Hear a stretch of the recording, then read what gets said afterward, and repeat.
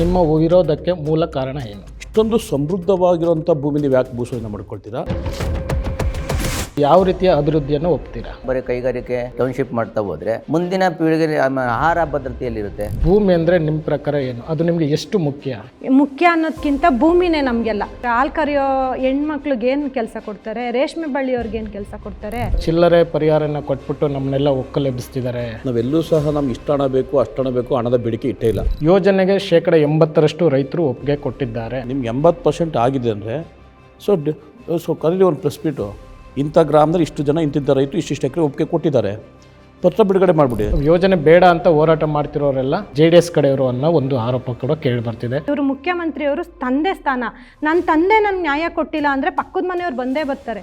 ಇದು ನಮ್ಮ ರೈತರನ್ನ ದಿಕ್ತಪ್ಪಿಸೋಂಥ ಕೆಲಸ ಅವ್ರು ಮಾಡ್ತಾ ಇರೋದು. ಅಧಿಕಾರಿಗಳಿಗೆ ಪೊರಕೆಯಲ್ಲಿ ಕೂಡ ಹೊಡೆದು ಆಕ್ರೋಶನ ವ್ಯಕ್ತಪಡಿಸಿದರು. ಆ ಘಟನೆ ಆಗಲಿಕ್ಕೆ ಏನು ಕಾರಣ? ಅವರು ಕುತಂತ್ರ ಬುದ್ಧಿ ಏನಂದರೆ, ಒಂದು ಕಡೆ ಒಂದು ಲೀಡರ್ಗಳ ಜೊತೆ ಮಾತುಕತೆ ಮಾಡಕ್ಕೆ ಬಿಟ್ಬಿಟ್ಟು ಇನ್ನೊಂದು ಕಡೆ ಕಳೆದಾರಿನಲ್ಲಿ ಸರ್ವೆ ಮಾಡಕ್ಕೆ ಹೋದರು. ಆಗ ಎಲ್ಲ ನೋಡಿಕೊಂಡು ಎಲ್ಲ ರೊಚ್ಚಿಗೆದ್ರು ರೈತರ ಮಹಿಳೆಯರು. ನಾನು ಲಕ್ಷ್ಮೀ ಥರ 500 ದಿನದಿಂದ ಕುತ್ಕೊಂಡು ಪ್ರತಿಯೊಬ್ಬರಿಗೂ, ಶಾಸಕರಿಗೆ, ರಾಜ್ಯಪಾಲರಿಗೆ, ಮುಖ್ಯಮಂತ್ರಿಗಳಿಗೆ ಕಾಲ್ಗೂ ಬಿದ್ದು ಬಂದಲ್ಲ, ಆ ಲಕ್ಷ್ಮೀ ಸ್ವರೂಪ ಇದ್ದೋಳನ್ನ ಉಗ್ರ ರೂಪಕ್ಕೆ ತಂದಿದ್ಯಾರು? ಮುಂದೆ ಏನೇ ರೀತಿ ತೊಂದರೆ ಆದರೂ ಅದಕ್ಕೆ ಜವಾಬ್ದಾರಿ ಕರ್ನಾಟಕ ರಾಜ್ಯ ಸರ್ಕಾರ. ಅದಕ್ಕೆ ಅವಕಾಶ ಮಾಡಿಕೊಡ್ಬೇಡಿ. ಒಂದೆಡೆ ಬೆಂಗಳೂರು ಬೆಳೆಯಬೇಕು ಎನ್ನುವ ಸರ್ಕಾರದ ವಾದ, ಮತ್ತೊಂದೆಡೆ ನಮ್ಮ ಭೂಮಿ ಉಳಿಯಬೇಕು ಎನ್ನುವ ರೈತರ ಹೋರಾಟ. ಬಿಡದಿ ಹೋಬಳಿಯಲ್ಲಿ ಗ್ರೇಟರ್ ಬೆಂಗಳೂರು ಸಮಗ್ರ ಉಪನಗರ ಅಥವಾ AICT ವಿರೋಧಿಸಿ ರೈತರು ಕಳೆದ 1.25 ವರ್ಷಗಳಿಂದ ನಿರಂತರವಾಗಿ ಹೋರಾಟ ಮಾಡಿಕೊಂಡು ಬರುತ್ತಿದ್ದಾರೆ. ಹೋರಾಟದ ನಿಜವಾದ ಪ್ರಶ್ನೆಗಳೇನು? ಸರ್ಕಾರ ಮುಂದಿಟ್ಟಿರುವ ಅಭಿವೃದ್ಧಿ ಮಾದರಿ ಎಂಥದ್ದು? ಬಿಡದಿ ಟೌನ್ಶಿಪ್ಗೆ ಸಂಬಂಧಿಸಿದಂತೆ ನಮ್ಮೊಂದಿಗೆ ಚರ್ಚಿಸಲು ಹೋರಾಟದ ಅಂಗಳದಲ್ಲಿದ್ದಂಥ ರೈತರು ಇಂದು ನಮ್ಮ ಸ್ಟುಡಿಯೋದಲ್ಲಿದ್ದಾರೆ. ಬನ್ನಿ ಅವರೊಂದಿಗೆ ಮಾತನಾಡೋಣ. ಹೊಸೂರಿನ ಪ್ರಕಾಶ್ ಸರ್, ಕಾರ್ಯಕ್ರಮಕ್ಕೆ ನಿಮಗೆ ಆತ್ಮೀಯ ಸ್ವಾಗತ. ನಮಸ್ತೆ. ಹಾಗೆ ಇನ್ನು ಮತ್ತೊಬ್ಬ ಹೋರಾಟಗಾರರಾದಂಥ ಮಂಡಲಹಳ್ಳಿಯ ನಾಗರಾಜ್ ಅವರು ನಮ್ಮೊಂದಿಗಿದ್ದಾರೆ. ನಾಗರಾಜ್ ಸರ್, ನಿಮಗೆ ಆತ್ಮೀಯ ಸ್ವಾಗತ. ನಮಸ್ಕಾರ ಸರ್. ಹಾಗೆಯೇ ಮಹಿಳಾ ಹೋರಾಟಗಾರ್ತಿಯಾದಂತಹ ಶ್ವೇತಾ ಅವರು ನಮ್ಮೊಂದಿಗಿದ್ದಾರೆ. ಮೇಡಮ್, ನಿಮಗೆ ಕಾರ್ಯಕ್ರಮಕ್ಕೆ ಆತ್ಮೀಯವಾದಂಥ ಸ್ವಾಗತ. ಯೋಜನೆ ಆರಂಭವಾದಾಗಿನಿಂದಲೂ ಕೂಡ ನೀವು ಟೌನ್ಶಿಪ್ಪನ್ನು ಬಲವಾಗಿ ವಿರೋಧ ವ್ಯಕ್ತಪಡಿಸ್ತಾ ಇದ್ದೀರಿ. ನಿಜಕ್ಕೂ ನಿಮ್ಮ ವಿರೋಧಕ್ಕೆ ಮೂಲ ಕಾರಣ ಏನು? ಮೂಲ ಕಾರಣ ಅಂತ ಹೆಸರಲ್ಲಿ ಒಂದು ಪ್ರಾಜೆಕ್ಟ್ ಮಾಡಬೇಕಂತ ಅಂದರೆ ಒಂದಿಷ್ಟು ಭೂಸ್ವಾಧೀನದಲ್ಲಿ ಕೆಲವು ಕಾನೂನು ಪ್ರಕ್ರಿಯೆಗಳಿದೆ. ಈ ಕಾನೂನು ಪ್ರಕ್ರಿಯೆಗಳು ಏನು ಹೇಳ್ತದೆ ಅಂತಂದರೆ, ಯಾವ ಭೂಮಿಯ ತೊಗೋಬೇಕು, ಯಾವ ಭೂಮಿ ತೊಗೋಬಾರ್ದು. ಒಂದು ಟೌನ್ಶಿಪ್ಪೇ ಆಗಲಿ, ಒಂದು ಕೈಗಾರಿಕೆ ಆಗಲಿ, ಅಭಿವೃದ್ಧಿ ಬೇಕು ದೇಶಕ್ಕೆ. ಕೈಗಾರಿಕೆಗಳು ಬೇಕು, ನಗರೀಕರಣವೂ ಆಗಬೇಕು, ಉದ್ಯೋಗ ಅಭಿವೃದ್ಧಿನೂ ಆಗಬೇಕು. ಆದರೆ ಯಾವ ಭೂಮಿ ತೊಗೊಂಡು ಅಭಿವೃದ್ಧಿ ಮಾಡಬೇಕು, ಯಾವ ಭೂಮಿ ತೊಗೋಬಾರ್ದು ಅನ್ನೋದು ಸರ್ಕಾರ ಯೋಚನೆ ಮಾಡಬೇಕು ಭೂಸ್ವಾಧೀನ ಆಗುವ ಮುಂಚೆ. ವಿಶೇಷವಾಗಿ ನಮ್ಮ ಭಾಗದಲ್ಲಿ ಏನಾಗಿದೆ ಅಂದರೆ, ಅತ್ಯಂತ ಫಲವತ್ತಾದ ಬಹುವಾರ್ಷಿಕ ಕೃಷಿ ಬೆಳೆಗಳಿದೆ. 90% ನೀರಾವರಿ ಪ್ರದೇಶ ಮತ್ತು ತೋಟಗಾರಿಕೆಯಿಂದ ಕೂಡಿದೆ. ರೇಷ್ಮೆ ಮತ್ತು ಹೈನುಗಾರಿಕೆ ತುಂಬ ಹೆಸರುವಾಸಿಯಾಗಿರುತ್ತೆ. ಇಷ್ಟೊಂದು ಸಮೃದ್ಧವಾಗಿರುವಂಥ ಭೂಮಿ ನೀವು ಯಾಕೆ ಭೂಸ್ವಾಧೀನ ಮಾಡ್ಕೊಳ್ತೀರಾ? ಒಂದು ವೇಳೆ ಮಾಡ್ಕೊಳ್ಳೋದಾದ್ರೆ ಯಾವುದೋ ಮಳೆ ಆಶ್ರಿತ ಭೂಮಿ ಅಥವಾ ಬಂಜರು ಭೂಮಿ ಅಂತ ಏನು ಇದೆ, ಡ್ರೈ ಲ್ಯಾಂಡ್ ಏರಿಯಾ ಇದೆ, ಅಂಥ ಒಂದು ಭೂಮಿ ತೊಗೊಂಡು ಅಭಿವೃದ್ಧಿ ಮಾಡಿ, ಅದಕ್ಕೆ ಬೇಕಂತ ಜಿಲ್ಲಾಧಿಕಾರಿಗಳಿಂದ ಸಂಬಂಧಪಟ್ಟ ಸರ್ಕಾರ ಒಂದಿಷ್ಟು ಸರ್ವೆಗಳು ಮಾಡಿ ಎಲ್ಲಿ ತೊಗೊಂಡು ಮಾಡಬೇಕು ಅಂತ ತೀರ್ಮಾನ ಮಾಡಿದರೆ ಒಳ್ಳೆ ನಿರ್ಧಾರ ಆಗ್ತಾಯಿತ್ತು. ಒಂದು. ಎರಡನೇದು, ಭೂಸ್ವಾಧೀನ ಪ್ರಕ್ರಿಯೆಯಲ್ಲಿ ಮಾಡಬೇಕಾದಾಗ ಎಲ್ಲ ಕಾನೂನುಗಳನ್ನು ಗಾಳಿಗೆ ತೂರಿ. ಫಾರ್ ಎಕ್ಸಾಂಪಲ್, ಇಲ್ಲಿ ಒಂದು ಪ್ರಾಥಮಿಕ ಅಧಿಸೂಚನೆಯಲ್ಲೇ ಒಂದು ಹೊರಡಿಸಿದ್ದಾರೆ, ಪುನರ್ವಸತಿ ಮತ್ತು ಪುನರ್ ನಿರ್ಮಾಣ ಕಾಯ್ದೆಯನ್ನು ನಾವು ಸರ್ಕಾರದ ವಿನಾಯಿತಿ ಪಡ್ಕೊಂಡಿದ್ದೀವಿ ಅಂತಾರೆ. ಸರ್ಕಾರ ನೋಟಿಫಿಕೇಷನ್ ಮಾಡ್ತಾರೆ, ರಾಜ್ಯ ಸರ್ಕಾರದ ವಿನಾಯಿತಿ ಪಡ್ಕೊಂಡ್ರೆ ಅದು ಅರ್ಥ ಇದೆಯಾ? ನಮ್ಮ ಮೇಲೆ ಏನಂತ ಅಲ್ಲಿ ಏನಾಗ್ತದೆ ವಸ್ತುಸ್ಥಿತಿ ಬಗ್ಗೆ ಅಧ್ಯಯನ ಮಾಡಬೇಕಾಗಿತ್ತು. ಅಲ್ಲಿ ಹೈನುಗಾರಿಕೆ ಎಷ್ಟಿದೆ, ಹಸುಗಳು ಎಷ್ಟಿದೆ, ಅದು ಅವಲಂಬಿತ ಮತ್ತು ರೇಷ್ಮೆ ಬೆಳೆಗಾರ ಎಷ್ಟು ಜನ ಇದ್ದಾರೆ, ಅದ್ರ ಮೇಲೆ ಡಿಪೆಂಡ್ ಆಗೋ ಕುಟುಂಬಗಳು ಏನಿವೆ, ಸಣ್ಣ ಭೂಮಿ, ಅತಿ ಸಣ್ಣ ಭೂಮಿ, ತುಂಡು ಭೂಮಿಯರು ಎಷ್ಟು ಜನ ಇದ್ದಾರೆ, ಅವ್ರ ಪರಿಸ್ಥಿತಿ ಮುಂದೆ ಜೀವನ ಏನಾಗ್ಬೋದು, ಅಲ್ಲಿ ಬೇರೆಯವ್ರ ಜಮೀನಲ್ಲಿ ಪಾಲುಗಾರಿಕೆ ಜೀವನ ಮಾಡ್ತಾರೋರಿಗೆ ಈ AICT ಬಂದಮೇಲೆ ಅವ್ರಿಗೇನು ನಿರುದ್ಯೋಗ ಸೃಷ್ಟಿಯಾಗ್ಬೋದು, ಅವ್ರ ಜೀವನ ಏನಾಗಬೇಕಾಗುತ್ತೆ. ಕೂಲಿ ಕಾರ್ಮಿಕರಿದ್ದಾರೆ, ವಿಶೇಷವಾಗಿ ದಲಿತ ಸಮುದಾಯದವರು ಹೆಚ್ಚು ಕೂಲಿ ಕಾರ್ಮಿಕರಿದ್ದಾರೆ. ಬೇರೆಯವ್ರ ಜಮೀನು ತಲೆಮಾರಿನಿಂದ ಕೂಲಿ ಮಾಡ್ಕೊಂಡೇ ಬಂದಿದ್ದಾರೆ. ನಾಳೆ ಅವರು AICT ಏನು ಉದ್ಯೋಗ ಸೃಷ್ಟಿಯಾಗುತ್ತೆ, ಇದ್ರ ಬಗ್ಗೆ ಯಾವುದೇ ಒಂದು ಸಮಗ್ರ ಅಧ್ಯಯನ ಮಾಡದೆ. ಅಂದರೆ ನೀವು ಹೇಳೋ ಪ್ರಕಾರ ಈಗ ಸಾಮಾಜಿಕ ಅಧ್ಯಯನ ವರದಿಗೆ ಇವರು ವಿನಾಯಿತಿ ಪಡ್ಕೊಂಡಿದ್ದಾರೆ. ಹೌದು, ಅದರದ್ದು ಸಮಗ್ರವಾದ ಒಂದು ಅಧ್ಯಯನ ನಡಿಬೇಕಾಗಿತ್ತು. ಜೊತೆಗೆ ಈ ಭೂ ಪ್ರದೇಶದ ವಸ್ತುಸ್ಥಿತಿ ಬಗ್ಗೆಯೂ ಸಹ ಸರ್ಕಾರ ಒಂದು ಅಧ್ಯಯನ ಮಾಡಬೇಕಾಗಿತ್ತು. ಸರ್, ನಾಗರಾಜ್ ಸರ್, ಈಗ ನೀವು ಅಭಿವೃದ್ಧಿಗೆ ವಿರೋಧಿಗಳಲ್ಲ, ಆದರೆ ನೀವು ಯಾವ ರೀತಿಯ ಅಭಿವೃದ್ಧಿಯನ್ನು ಒಪ್ತೀರಾ? ಸರ್, ಅಭಿವೃದ್ಧಿ ಅಂದರೆ ಬರೀ ಹಳ್ಳಿಗಳನ್ನ ನಾಶ ಮಾಡಿ, ಪರಿಸರ ನಾಶ ಮಾಡಿ, ಅಲ್ಲಿ ಅವಲಂಬಿತವಾಗಿರ್ತಕ್ಕಂಥ ರೈತರನ್ನ ನಾಶ ಮಾಡಿ ಅಭಿವೃದ್ಧಿ ಮಾಡೋದಲ್ಲ. ಅಭಿವೃದ್ಧಿಗೆ ನಾವು ಪ್ರಕಾಶ್ ಹೇಳ್ದಂಗೆ ನಾವು ವಿರೋಧಿಗಳಲ್ಲ. ಯಾವ ಭೂಮಿನ ಅಭಿವೃದ್ಧಿ ಮಾಡಬೇಕು?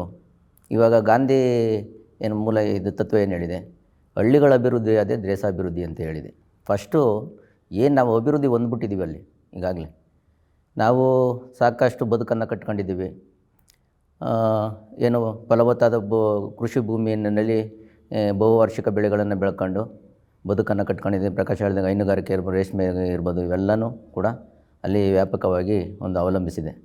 ಇದನ್ನು ಲಕ್ಷಾಂತರ ಮರಗಿಡಗಳನ್ನು ನಾಶ ಮಾಡಿ ಅಭಿವೃದ್ಧಿ ಮಾಡೋದಲ್ಲ ಅದು. ಇದು ಮುಂದಿನ ಪೀಳಿಗೆಗೆ ಏನಾಗಬೇಕು? ಇವತ್ತು ಪೂರ್ವಿಕರು ಬಿಟ್ಟೋಗಿರ್ತಕ್ಕಂಥ ಆಸ್ತಿ ಏನಿದೆ ಅದನ್ನು ನಾವು ಇವತ್ತು ಜನಸಂಖ್ಯೆ ಜಾಸ್ತಿ ಆಗ್ತದೆ ಹೊರತು ಭೂಮಿ ಜಾಸ್ತಿ ಆಗೋಲ್ಲ, ಬೆಳೆಯಲ್ಲ. ಜನಸಂಖ್ಯೆ ಜಾಸ್ತಿ ಆದಾಗೆಲ್ಲ ಕುಟುಂಬಗಳು ಜಾಸ್ತಿ ಆಗ್ತವೆ. ಅವು ಭೂಮಿನೂ ಕೂಡ ಹಂಚಿಕೆಯಾಗಿ ತುಂಡು ಭೂಮಿಗಳಾಗಿ ಹೋಗ್ತಾ ಇರ್ತವೆ. ಇದು ಎಷ್ಟರ ಮಟ್ಟಿಗೆ ಇರುವಂಥ ಭೂಮಿಯನ್ನೇ ಕಿತ್ಕೊಂಡು ಇವರು ಎಲ್ಲ ಬರೀ ಕೈಗಾರಿಕೆ ಮತ್ತು ಟೌನ್ಶಿಪ್ ಮಾಡ್ತಾ ಹೋದರೆ ಮುಂದಿನ ಪೀಳಿಗೆ ಆಹಾರ ಭದ್ರತೆಯಲ್ಲಿರುತ್ತೆ, ಆಹಾರಕ್ಕೆ ತೊಂದರೆ ಆಗಲ್ವಾ? ಎಲ್ಲಿ ಏನು ಸಿಟಿನಲ್ಲಿ ಬರುತ್ತಾ ಅಕ್ಕಿ, ರಾಗಿ, ಜೋಳ ಇವೆಲ್ಲ ಇದು ಕಂಪ್ಯೂಟರ್ನಲ್ಲಿ ಬೆಳೆಯೋಕ್ಕಾಗುತ್ತಾ? ಅಂದರೆ ನೀವೀಗ ಫಲವತ್ತಾದ ಭೂಮಿಗಳಲ್ಲಿ ಅಭಿವೃದ್ಧಿ ಈ ಥರದ ಟೌನ್ಶಿಪ್ ಅಂತ ಯೋಜನೆಗಳನ್ನ ಬಿಟ್ಟು ಬೇರೆ ಬರಡು ಭೂಮಿಗಳಂತ ಇರ್ತವೆ ಅಂಥ ಪ್ರದೇಶಗಳನ್ನ ಅಭಿವೃದ್ಧಿ ಹೌದು. ಇವತ್ತು ಬೆಂಗಳೂರು ಬೆಳಿಬೇಕಾದ್ರೆ ನಾನಾ ಭಾಗದಿಂದ ರಾಜ್ಯದ ಮೂಲೆಯಿಂದ ಆಗ್ಬೋದು, ದೇಶದ ಮೂಲೆಯಿಂದ ಆಗ್ಬೋದು, ಬೆಂಗಳೂರಿಗೆ ಜನಸಂಖ್ಯೆ ವಲಸೆ ಬರ್ತಾ ಇದ್ದಾರೆ. ಅದನ್ನು ತಡೆಗಟ್ಟಿ ಫಸ್ಟು. ಅಂದರೆ ಇದರಿಂದ ಅಭಿವೃದ್ಧಿಯ ವಿಕೇಂದ್ರೀಕರಣ ಕೂಡ ಆಗುತ್ತೆ. ಹೌದು. ಇವತ್ತು ಉತ್ತರ ಕರ್ನಾಟಕ ಭಾಗದವರು ಹಲವಾರು ಮುಖಂಡರುಗಳು ನಮಗೆ ರೈತ ಮುಖಂಡರುಗಳು ಬಂದು ನಮ್ಮ ಬೆಂಬಲವನ್ನು ಸೂಚಿಸಿದಾಗ ಆ ಸಭೆಯಲ್ಲಿ ಹೇಳ್ತಾರೆ, ಬನ್ನಿ ನಮಗೆ ಸಾವಿರಾರು ಎಕರೆ ಅಲ್ಲ ಲಕ್ಷಾಂತರ ಎಕರೆಗಳನ್ನ ಕೊಡ್ತೀವಿ, ನಮ್ಮ ಭಾಗದಲ್ಲಿ ಸಿಟಿ ಮಾಡಿ ಕೈಗಾರಿಕೆ ಮಾಡಿ ಅಲ್ಲಿ ಒಂದು ನಮಗೆ ಭೂಮಿ ಬೆಲೆ ಕಮ್ಮಿ ಇದೆ, ಅಲ್ಲಿಗೂ ನಮ್ಗೆ ಜಾಸ್ತಿ ಕೊಡಿ, ರೈತರು ಉದ್ಧಾರ ಆಗ್ತಾರೆ, ಮತ್ತು ಏನು ಉದ್ಯೋಗಗಳು ಸೃಷ್ಟಿಯಾಗ್ತವೆ ಅಂತಕ್ಕಂಥದ್ದು ಹೇಳ್ತಾರೆ. Okay sir. ಮೇಡಮ್, ಭೂಮಿ ಅಂದರೆ ನಿಮ್ಮ ಪ್ರಕಾರ ಏನು? ಅದು ನಿಮಗೆ ಎಷ್ಟು ಮುಖ್ಯ? ಭೂಮಿ ಅಂದರೆ ಅದು ತಾಯಿ ಥರ.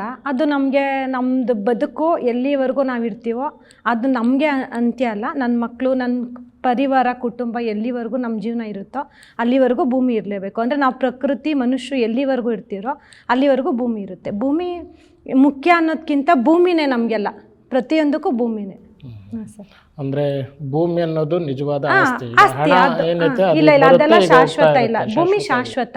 ಅದನ್ನ ನಾವು ಅಷ್ಟೇ ಇರಬೇಕು ಅಂತ ಅದಕ್ಕೆ ಏನು ಅಂತ್ಯ ಅನ್ನೋದಿಲ್ಲ ಸರ್. ನಾವು ಪ್ರಕೃತಿ, ಮನುಷ್ಯ ಎಲ್ಲಿವರೆಗೂ ಇರ್ತಾರೋ ಅಲ್ಲಿವರೆಗೂ ಭೂಮಿ ಇದ್ದೇ ಇರಲೇಬೇಕಲ್ಲ.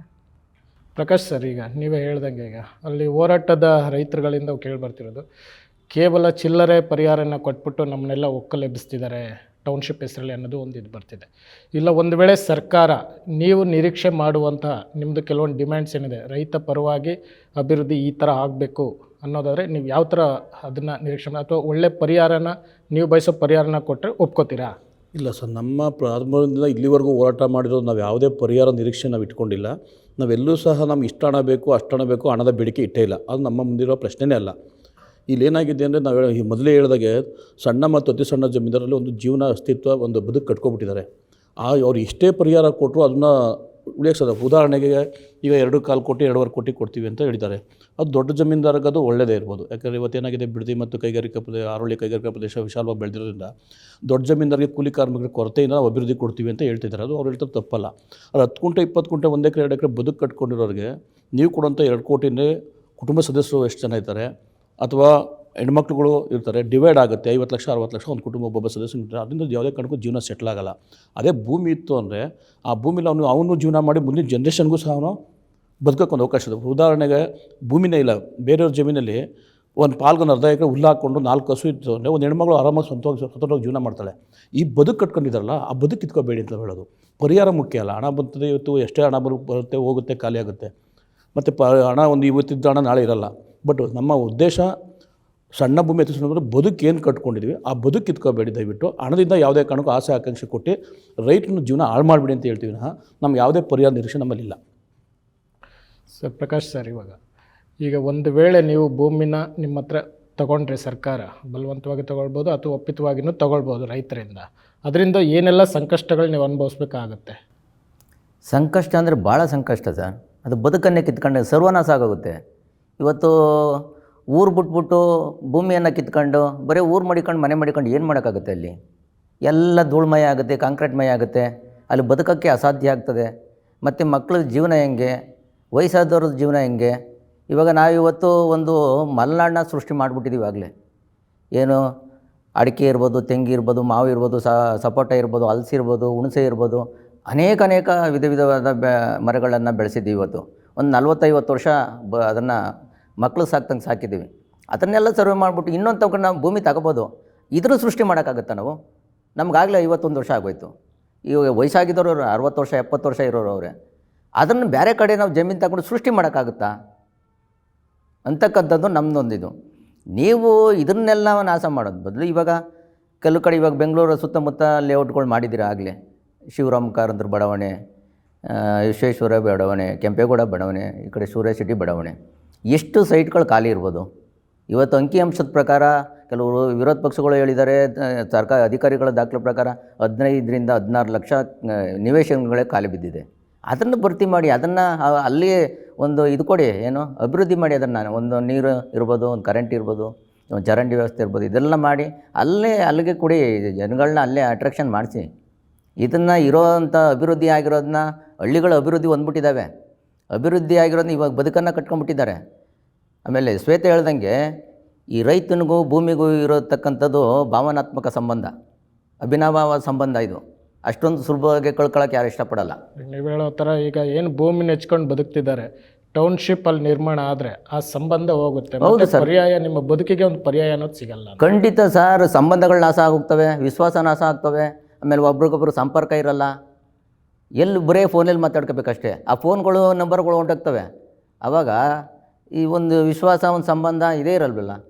ಇವತ್ತೊಂದು ಹಬ್ಬ ಹರಿದಿನಗಳಾದಾಗ ಊರು ಅಕ್ಕಪಕ್ಕ ಊರೆಲ್ಲ ಕರೀತಾರೆ, ಹೋಗ್ತೀವಿ ಬರ್ತೀವಿ, ಆ ವಿಶ್ವಾಸನೇ ಹೊಂಟೋಗುತ್ತಲ್ಲ. ಇವತ್ತೊಂದು ಹಳ್ಳಿಗಳಲ್ಲಿ ಹಬ್ಬ ಅಂದರೆ ಎಷ್ಟು ಸಡಗರದಿಂದ ಮಾಡ್ತಾರೆ, ಅದೆಲ್ಲ ನಾಶ ಆಗೋಗುತ್ತೆ.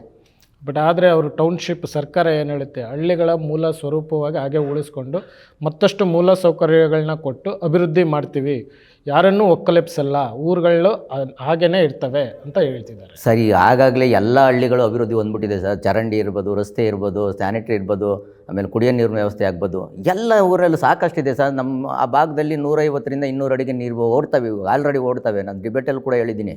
ಅವ್ರ್ಯಾರೋ ಚಾಲೆಂಜ್ ಮಾಡೋದು 1000 ಅಡಿ ಹಾಕಿದ್ರು ನೀರು ಬರೋಲ್ಲ ಅಂತ. ಬಾರಪ್ಪ, ನಾನು ಮಾಡಿ ತೋರಿಸ್ತೀನಿ ಇಲ್ಲಿ. ಅಲ್ಲ, ನಾನು ಇವಾಗ ಓಡ್ತಾ ಇರೋದೇ ತೋರಿಸ್ತೀನಿ ಬನ್ನಿ. ಇಲ್ಲ ಅಂತ ನೀನು ಸುಳ್ಳು ಹೇಳ್ತೀನಿ, ನಾವು ಬಿಟ್ಬಿಡ್ತೀವಿ ನಾವು. ಮೇಡಮ್, ಈಗ ಹೋರಾಟ ಸುಮಾರು 494 ದಿನಗಳನ್ನ ಇವತ್ತಿಗೆ ಪೂರೈಸಿದೆ. ಈ ಸುದೀರ್ಘ ಹೋರಾಟದಿಂದ ನಿಮ್ಮ ಜೀವನದಲ್ಲಾಗಿರುವಂಥ ಪರಿವರ್ತನೆ ಅಥವಾ ಬದಲಾವಣೆಗಳು ಏನಾಗಿದೆ ಸರ್? ಜೀವನದ ಬದಲಾವಣೆ ಅನ್ನೋದಕ್ಕಿಂತ ಜೀವನ ಅಂತ್ಯ ಕಾಣೋ ಥರ ಬರ್ತಾ ಇದೆ ಇದು. ಯಾಕಂದರೆ ಅವ್ರು ಬೆಳೆ ಬೆಳಿಬೇಕು, ಹಾಲು ಕರಿಬೇಕು, ಹಸುಗಳು ಸಾಕಬೇಕು, ಮಕ್ಳುಗಳನ್ನ ಓದಿಸ್ಬೇಕು.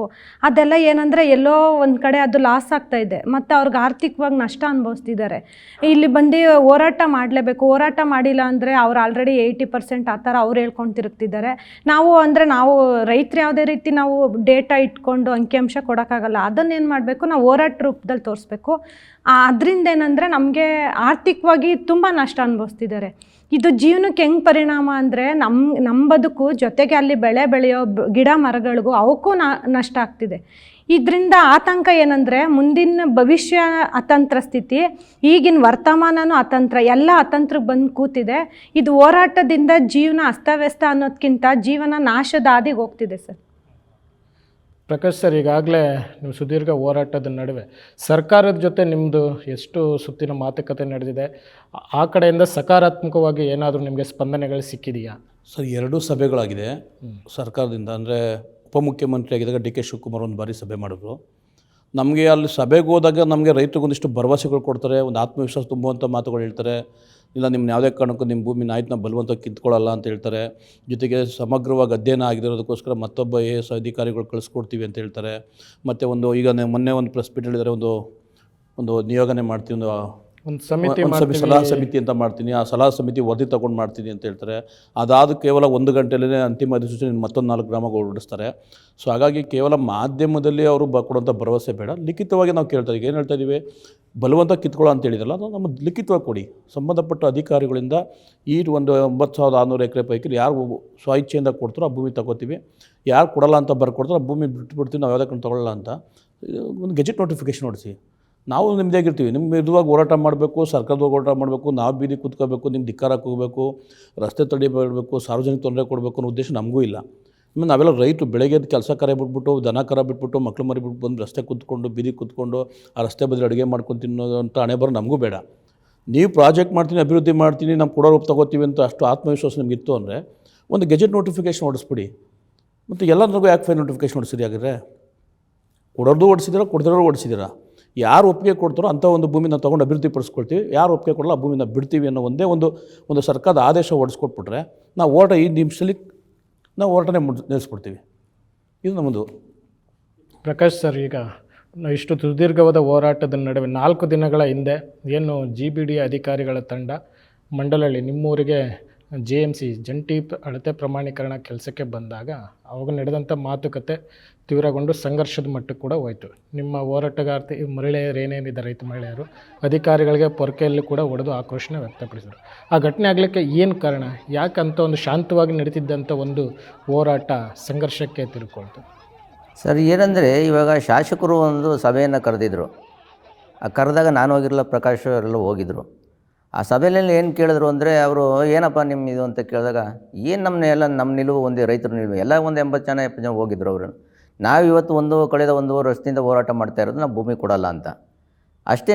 ನಮ್ಮ ನಿಲುವು, ಇನ್ನೇನು ಬೇರೆ ನಿಲುವು ಇಲ್ಲ ಅಂದಾಗ ಆಯಿತು, ನಾವು ಮುಖ್ಯಮಂತ್ರಿ ಜೊತೆ ಚರ್ಚೆ ಮಾಡಿ ನಾನು ತಿಳಿಸ್ತೀನಿ, ಚರ್ಚೆ ಕರಿತೀನಿ ನಿಮ್ಮನ್ನ ಅಂತ ಹೇಳಿದಾಗ ಇವರು ಒಂದು ಕಂಡೀಷನ್ ಹಾಕಿದ್ರು. ಆಯಿತು, ಚರ್ಚೆ ಆಗೋವರೆಗೂ ನೀವು GBDಯಿಂದ ಯಾವುದೇ ಪ್ರಕ್ರಿಯೆ ಕೈಗೊಳ್ಳಬಾರ್ದು, ಯಾವುದೇ JMCಗಾಗಲಿ ಇನ್ನೊಂದಕ್ಕಾಗಲಿ ಹೋಗಬಾರ್ದು ಅಂತ ಇವ್ರು ತಾಕೀತು ಮಾಡಿಬಿಟ್ಟು ಬಂದಿದ್ದರು. ಇವರು ಏಕಾಏಕಿ ನಮ್ಮ ರೈತರುಗಳ ಮಾಹಿತಿಯೇ ಇಲ್ಲ. ಇವಾಗ ಆಯಿತು, ನೀವು ನೋಟಿಫಿಕೇಷನ್ ಕೊಟ್ಟಿದ್ದೀರಾ, ಯಾರು ಒಪ್ಪಿಗೆಯವ್ರನ್ನೇ ಅಳತೆ ಮಾಡೋಕ್ಕೆ ಕಳಿಸಿದ್ದೀರಾ ಅಂದ್ಕೊಳ್ಳಿ, ಪಕ್ಕದಲ್ಲಿರೋ ರೈತರಲ್ವಾ, ಅವ್ರಿಗೂ ನೋಟಿಫಿಕೇಷನ್ ಕೊಟ್ಟಿದ್ದೀರಿ ತಾನೆ, ಅವ್ರಿಗೊಂದು ಮಾಹಿತಿ ಕೊಡ್ಬೇಕು ತಾನೆ. ನಿಮಗೆ ನೋಟಿಸ್ ಕೊಟ್ಟಿದ್ರಾ JMCಗೆ ಬರ್ತೀವಿ? ಇಲ್ಲ, ನಾವು ತಗೊಂಡಿಲ್ಲ, ನಾವು ಕಳಿಸೂ ಇಲ್ಲ, ನಮಗೇನು ಗೊತ್ತೇ ಇಲ್ಲ ಅದು ಮಾಹಿತಿ.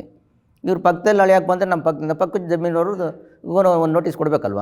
ಇವತ್ತು ಸರ್ ಒಂದು ಏನು ಪ್ರೈವೇಟ್ ಸರ್ವೇಯರ್ ಬಂದರೂ ಕೂಡ ನೋಟಿಸ್ ಕೊಡ್ತಾರೋ ಇಲ್ವ?